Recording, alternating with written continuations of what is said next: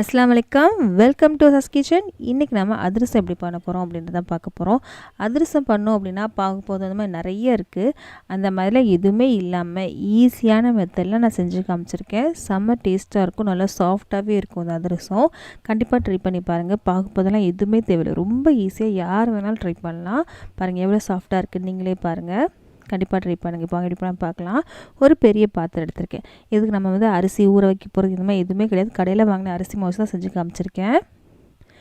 நான் இன்றைக்கி 2 கப் அளவுக்கு அரிசி மாவு எடுத்திருக்கேன். ஒரு 400 கிராம் அளவுக்கு அரிசி மாவு செஞ்சு காமிச்சிருக்கேன். இது நம்ம சலிக்க போகிறோம், அதனால் சலடை நம்ம சேர்த்துக்கலாம். 2 கப் அளவுக்கு அரிசி மாவு எடுத்திருக்கேன். உங்கள்கிட்ட மெஷரிங் கப் இல்லைன்னா ஏதோ ஒரு கிண்ணத்தில் நீங்கள் அளவு எடுத்துக்கோங்க.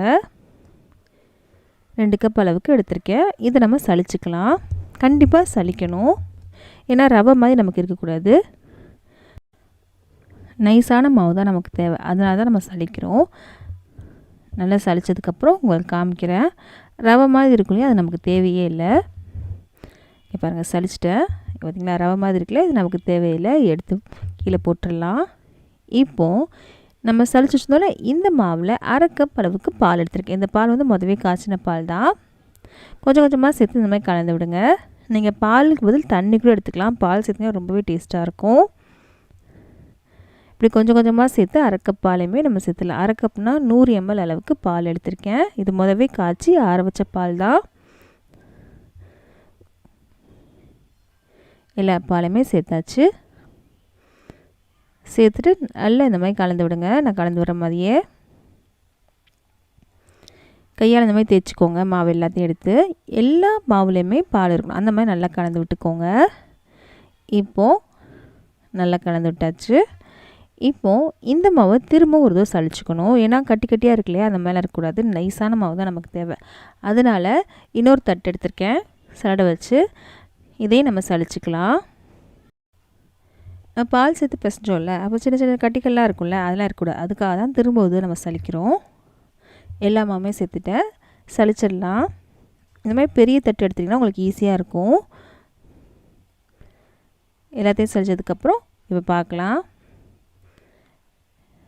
சலிச்சிட்டேன். இப்போது கையை வச்சு இந்த மாதிரி அழுத்தம் கொடுத்து இந்த மாதிரி வச்சுக்கோங்க. ஈரப்பதம் போகாமல் இருக்கும். அப்போ தான் வச்சிட்டோம் இல்லையா. இப்போது இதை அப்படியே மூடி வச்சிடலாம். இந்த மாவை இது அப்படியே இருக்கட்டும். இப்போ வாங்க அடுப்பு பக்கம் போகலாம். அடுப்பில் ஒரு பெரிய பாத்திரம் வச்சுருக்கேன், வெல்லம் எடுத்திருக்கேன். நம்ம 2 கப் அளவுக்கு மாவு எடுத்தோமா, அதுக்கு நான் இன்றைக்கி 2 கப் அளவுக்குமே நான் வெல்லம் எடுத்திருக்கேன். எனக்கு இனிப்பு ஜாஸ்தி தான் பிடிக்கும் அப்படின்றதுனால நான் 2 கப் அளவுக்கு வெல்லம் எடுத்திருக்கேன். உங்களுக்கு இனிப்பு இவ்வளோவா பிடிக்காது அப்படின்னா 1/2 கப் அளவு கூட வெல்லம் எடுத்துக்கலாம். அதுக்கு 1/2 கப் அளவுக்கு நான் தண்ணி எடுத்திருக்கேன். 2 கப் வெல்லம், 1/2 கப் அளவுக்கு தண்ணி எடுத்திருக்கேன். நீங்கள் 1/2 கப் வெல்லம் எடுத்தாலுமே நீங்கள் 1/2 கப் அளவுக்கு தண்ணி சேர்த்துக்கோங்க. இந்த வெல்லம் கரையட்டும். இப்போ பார்த்திங்கன்னா வெல்லம் நல்லாவே கரைஞ்சிருச்சு. இப்போது அதை வடிகட்டி வந்துடலாம். ஏதாவது தூசு ஏதாவது இருக்கும் இல்லையா, அதை நம்ம வடிகட்டிடலாம்.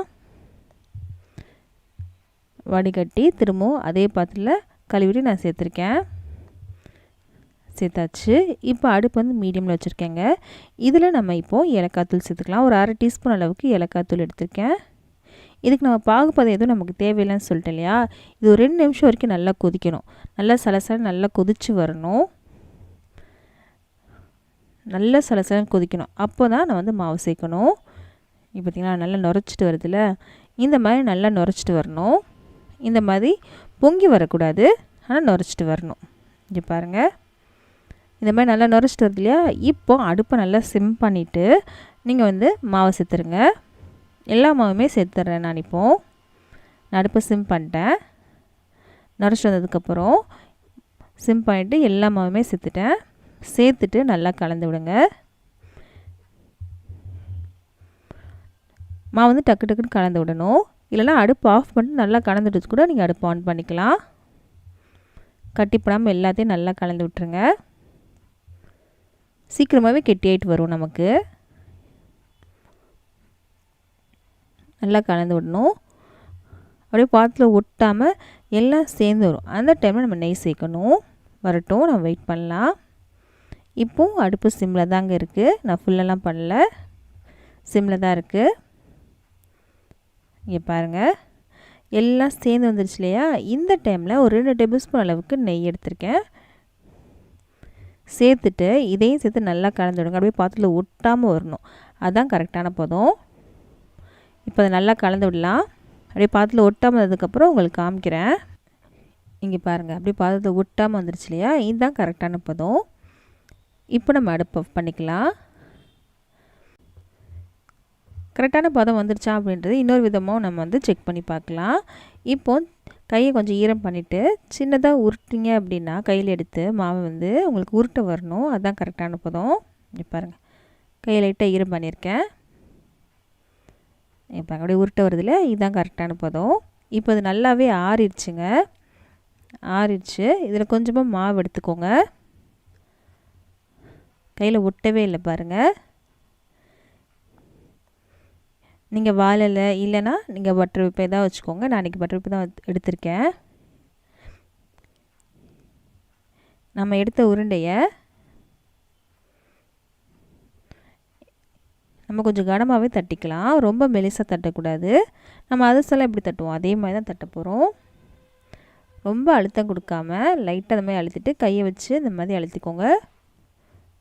ரொம்ப தடிமனாகவும் இல்லாமல் ரொம்ப லேசாகவும் இல்லாமல் இந்த அளவுக்கு நீங்கள் வந்து தட்டிக்கோங்க. காமிக்கிறேன் எந்த அளவுக்கு இருக்கணும் அப்படின்றதையும். தட்டியாச்சு. காமிக்கிறேன் பாருங்கள், இந்த அளவுக்கு தடிமனாக வச்சுக்கோங்க. இப்போது கடையில் எண்ணெய் சூடு பண்ண வச்சுட்டேன். நம்ம செஞ்சதை எண்ணெய் சேர்த்தாச்சு. எண்ணெய் வந்து மிதமான சூட்டில் இருந்தாலே போதுங்க. ரொம்பலாம் சூடாக இருக்குன்னு அவசியம் இல்லை. ரொம்ப ஈஸியாக செஞ்சிடலாம். கண்டிப்பாக ட்ரை பண்ணி பாருங்கள். ரொம்ப ஈஸி தாங்க. யார் வேணாலும் ட்ரை பண்ணலாம். பாகுபதம் எதுவுமே நமக்கு தேவையில்லை. ரொம்பவே சூப்பராக இருக்கும் இந்த அதிரசம். இன்னொன்னே சேர்த்துடலாம். நம்ம லைட்டாக மேலே எலும்பி வந்ததுக்கப்புறம் நான் வந்து அடுத்தது சேர்த்துருக்கேன். இது திருப்பி போட போகிறேன் நான். எல்லாம் கலர் வந்ததுக்கப்புறம் பாருங்கள், சூப்பராக வந்திருக்கு. நல்லா உப்பிட்டும் வந்திருக்கு பாருங்கள். எண்ணெய் வந்து லைட்டாக இந்த மாதிரி அழுத்தம் கொடுத்து எண்ணெய் எடுத்துடலாம். ரொம்ப வந்து எண்ணெய் எடுக்க வேண்டாம். அவ்வளோதாங்க. ரொம்ப சூப்பராக நம்ம வந்து அசல் பண்ணிட்டோம். கண்டிப்பாக ட்ரை பண்ணி பாருங்கள். உங்களுக்கு ரொம்ப பிடிக்கும். இப்படி எல்லாத்தையும் பொரிச்சதுக்கப்புறம் உங்களுக்கு காமிக்கிறேன். இந்த வீடியோ பிடிச்சிச்சு அப்படின்னா ப்ளீஸ் நம்ம சேனலை சப்ஸ்கிரைப் பண்ணிடுங்க. நிறைய பேர் சப்ஸ்கிரைப் பண்ணாமல் தான் பார்த்துட்ருக்கீங்க. ப்ளீஸ் சப்ஸ்கிரைப் பண்ணுங்கள். அது கொஞ்சம் மோட்டிவேஷனாக இருக்கும். உங்கள் ஃப்ரெண்ட்ஸ்க்கும் ஃபேமிலிஸ்க்கும் மறக்காமல் இந்த வீடியோ ஷேரும் பண்ணுங்கள். அவங்களுக்கு இந்த வீடியோ பிடிக்கும் அப்படின்னா, இந்த மாதிரி ஸ்வீட்ஸ்லாம் அவங்களுக்கு பிடிக்கும் அப்படின்னா அவங்களுக்கு இந்த வீடியோவில் ஷேர் பண்ணுங்கள். லைக் பண்ணுங்கள். அப்போ தான் இந்த வீடியோ நிறைய பேருக்கு வந்து ரெக்கமெண்ட் ஆகும். ப்ளீஸ் லைக் பண்ணுங்கள். எனக்கு அது மோட்டிவேஷனாக இருக்கும். நம்ம அடுத்த வேலை சந்திக்கலாம்.